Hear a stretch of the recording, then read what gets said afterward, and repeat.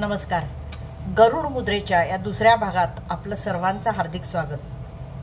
Ultimate आरोग्य या माझ्या चॅनलला आपला जो प्रतिसाद मिळतो आहे आणि त्याचा जो फायदा आपल्याला होतोय त्याचा मला खूप आनंद आहे.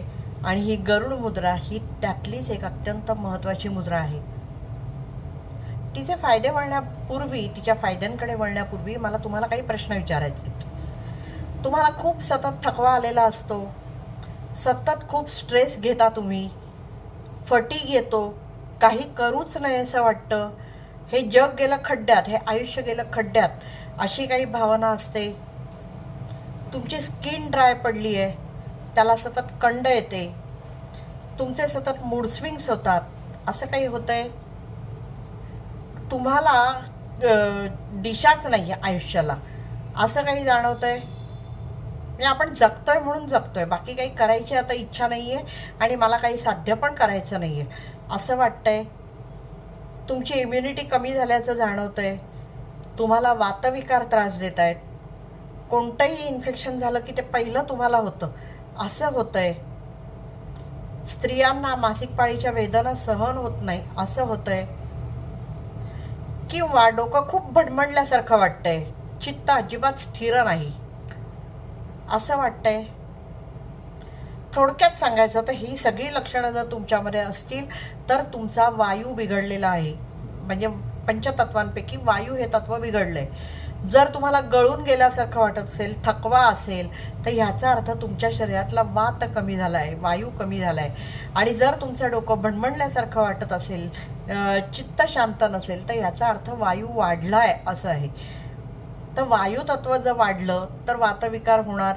वायू तत्व कमी झालं तरी वेगळ्या प्रकारचे पण वातविकारच होणार. आणि हे जर टाळायचे असतील आणि गरुड भरारी आपल्या आयुष्यात आपल्याला घ्यायची असेल तर आपल्याला गरुड मुद्रा करायला हवी.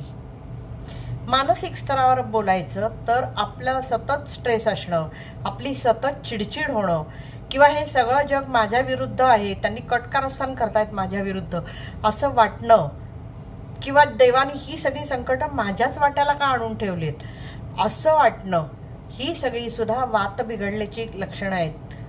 आणि या सगळ्यातून जर बाहेर पडायचं असेल तर गरुड मुद्रा करायला हवी. लेटगोचा उल्लेख मी गेल्या एपिसोडलाही केला की जे जे वाईट अनुभव आले ते जुने जाळू द्या, मरणा लागून जाळून किंवा पुरून टाका, हे जर आपल्याला करता येत नसेल, म्हणजेच लेटगो करता येत नसेल, तर जी करायला हवी ती मुद्रा म्हणजे गरुड मुद्रा. कारण या सगळ्याचा परिणाम आपल्या मनावर आणि पर्यायाने आपल्या शरीरावर होत असतो. ती कशी करायची हे सविस्तरपणे मी गेल्या भागात सांगितलंय. ती रिपिटेशन करण्यात मी आत्ता वेळ काढणार नाही. मात्र थोडक्यात ज्यांनी तो एपिसोड बघितला नाही त्यांच्यासाठी ही मुद्रा करायची कशी सांगते आणि त्याचे फायदे कोणते आणि का होतात ते सांगते. दोन्ही हात आपले हे करायचे, बोटं अशी उघडलेली, उजवं मनगट डाव्या मनगटावर, हळूहळू ते हात जवळ आणले तर ही दोन्ही अंगठे एकमेकांमध्ये लॉक करायचे. ही झाली गरुड मुद्रा, बोटं फाकलेली पंखाप्रमाणे गरुडाच्या. ही झाली गरुड मुद्रा. आता ह्याच्यात फायदे का होतात ते सांगूया. दोन्ही अंगठे एकत्र येतात, म्हणजे दोन्ही अग्नी एकत्र येतात.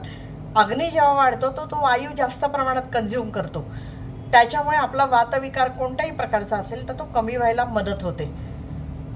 दुसरं म्हणजे दोन अग्नी एकत्र येतात, दोन्ही हातांचे अंगठे आपल्या एकत्र येत आहेत, म्हणजे तेज वाढतंय. त्यामुळे तेजामुळे आपल्याला उत्साह मिळायला मदत होते, स्फूर्ती येते, प्रेरणा मिळते आणि मी मात करू शकतो किंवा शकते कशावरही याचा विश्वास येतो. दुसरं म्हणजे आपण दोन्ही हात इथे एकत्र आणतो, अनाहत चक्रापाशी आपण ते ठेवतो.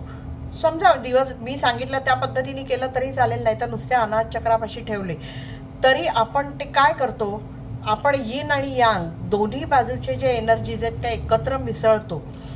यिन आणि यांग किंवा मेल आणि फिमेल एनर्जी म्हणा किंवा शिव आणि शक्ती म्हणा, त्यांचा संगम इथे होतो आणि त्याच्यामुळे दोन्ही ह्या बाजू एकत्र आल्याने त्या बॅलन्स तर होतात, पण आपली शक्ती वाढते, आपली इम्युनिटी वाढते.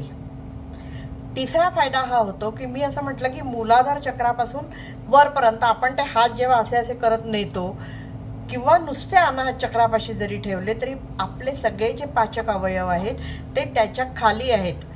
त्यामुळे आपल्याला पचनासाठी त्याचा फायदा होतो आणि पचन चांगलं होतंय, वायू बॅलन्स होतोय, त्याच्यामुळे रक्ताभिसरण सुधारतं. त्यामुळे पोटासाठी, डोळ्यासाठी ही मुद्रा अत्यंत उपयुक्त ठरते.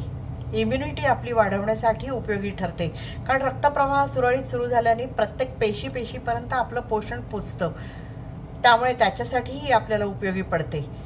आणि त्याचबरोबर अनाहत चक्रापाशी असल्याने आपलं जे कणव, कंपॅशन, ही जी सगळी ह्याच्या सगळ्या भावना आहेत हे अनलॉक करायला मदत होते. आणि त्याचा परिणाम आपलं मन शांत होण्यावर, स्वास्थ्य सुधारण्यावर होतो.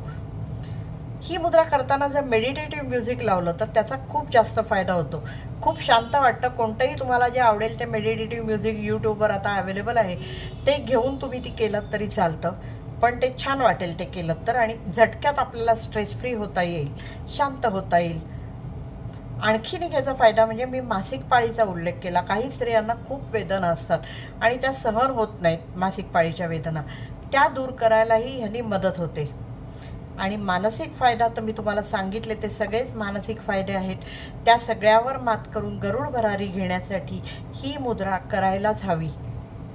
सगळ्या योग्यांची आवडीची मुद्रा आहे, कारण आज्ञाचक्रापासून सहस्रारपर्यंत आपल्या कुंडलिनीला नेण्याचं काम ही सहज सोपं करते. मला माहिती आहे प्रत्येकजण आध्यात्मिक नसतो, प्रत्येकजण साधना करत नाही, किंवा आध्यात्मिक असतो पण साधना करत नाही.